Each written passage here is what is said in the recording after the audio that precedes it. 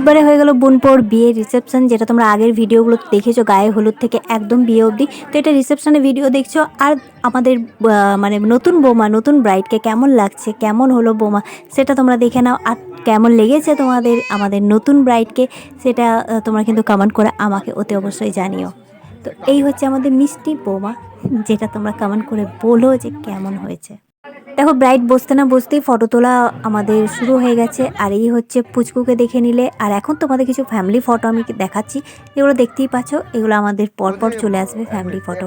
তো এখানে কে কে আছে সেটা এত কিছু আর বলছি না, তোমরা ঝটপট দেখে নাও আমাদের ফ্যামিলি গ্রুপ।